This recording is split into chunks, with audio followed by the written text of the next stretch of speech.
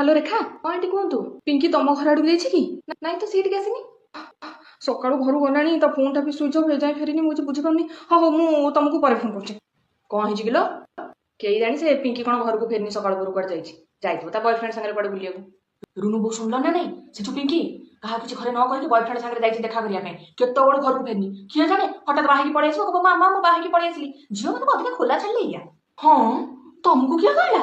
ନାଇଁ ମ, ମୁଁ ଏମିତି ଶୁଣିଲି। ହଇଲୋ ହେ ଝୁନା, ଶୁଣିଲୁ ନା ନାଇଁ? ସେ ଯୋଉ ଆର ସାହିର ପିଙ୍କି ଲୁଚି ଲୁଚିକି ବାହା ପଇଲାଣି। ଏତେ ଜଲ୍ଦିରେ ବାହା କଣ ଦରକାର ଥିଲା? କିଏ ଜାଣିଛି ବାହାଘର ପୂର୍ବରୁ ପ୍ରେଗନେଣ୍ଟ ଥିବ। ଇଲୋ ମାଲୋ, ତମକୁ କିଏ କହିଲା? ନାଇଁ ବା, ମୁଁ ଏମିତି ଶୁଣିଲି। ଶୁଣିଲୁଟି ପେଚି ମାଉସୀ, ସେ ଯୋଉ ଆର ସାହି ପିଙ୍କି ବାହାଘର ଆଗରୁ ପ୍ରେଗନେଣ୍ଟ ଥିଲା ବୋଲି ଲୁଚି ଲୁଚିକି ବାହା ଯାଇଛି। ତାଙ୍କ ଘରେ ତ ଜାଣିକି ଏଇନା ଖାଲି ଝଡ। ହାଲୋ, ତତେ କିଏ କହିଲା? ମୁଁ ଏମିତି ଶୁଣିଲି। ହଁ ପେଚି ମାଉସୀ କୁହନ୍ତୁ। ହଁ ଝୁଅ, ଆଉ ତୋ ଝୁଅ ଜ୍ୱାଇଁ ଭଲ ଅଛନ୍ତି? ଝିଅ ଜ୍ୱାଇଁ, ତମେ କାହା କଥା କହୁଛ? ଯା ବା, ଏତେ ଗୋଟେ କଣ ରାଗୁଛୁ? ତୋର ବା ନାତି ନାତୁଣୀ ଆଗକୁ ଆସିବାକୁ ଅଛନ୍ତି, ତାଙ୍କୁ ଖେଳେଇବୁ। ତାଙ୍କ ମୁହଁକୁ ଯାଇକି ତାଙ୍କୁ କ୍ଷମା କରିଦେ। ନାତି ନାତୁଣୀ ଖେଳେ? ଶୁଣ ମାଉସୀ, ତମକୁ କିଏ କଣ ଭୁଲ ଭାଲ କଥା କହିଛି?